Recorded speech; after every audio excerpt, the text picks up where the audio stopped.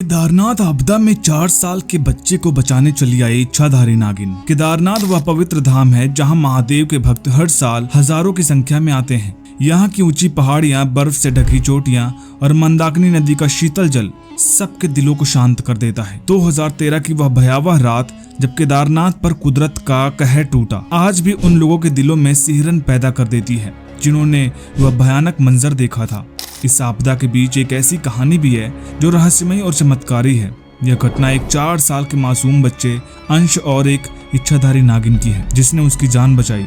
तो चलिए आज की घटना की शुरुआत करते हैं, लेकिन उससे पहले महादेव के सभी सच्चे भक्त कमेंट बॉक्स में हर हर महादेव जरूर लिखिएगा और ऐसी और वीडियोस देखने के लिए इस चैनल को सब्सक्राइब करना मत भूलिएगा। अंश अपने माता पिता के साथ पहली बार केदारनाथ के दर्शन के लिए आया था। उसके माता पिता रमेश और सीमा दोनों ही महादेव के अनन्य भक्त थे। उनकी मनोकामना थी कि उनका पुत्र महादेव का आशीर्वाद प्राप्त करे और जीवन में सुख समृद्धि की ओर बढ़े।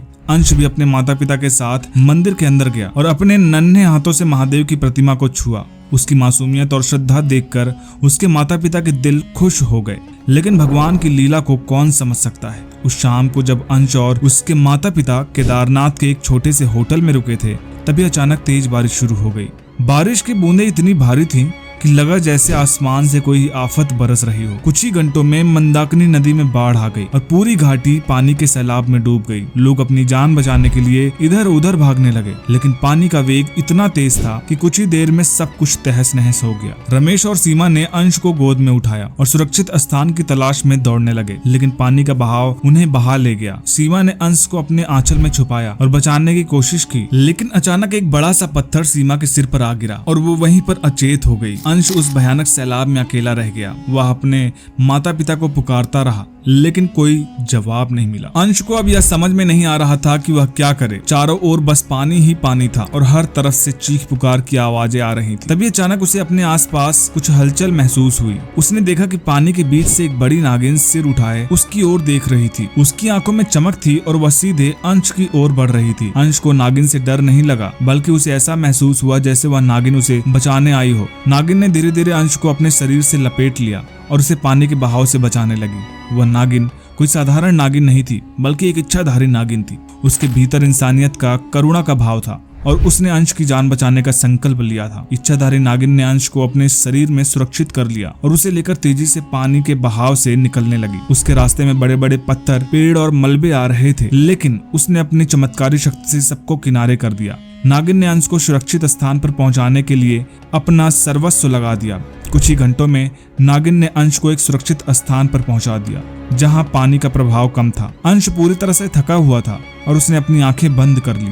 नागिन ने उसके माथे को अपने सिर से स्पर्श किया और आशीर्वाद दिया। अंश ने धीरे धीरे अपनी आंखें खोली और देखा कि नागिन उसकी ओर ममता भरी नजरों से देख रही थी।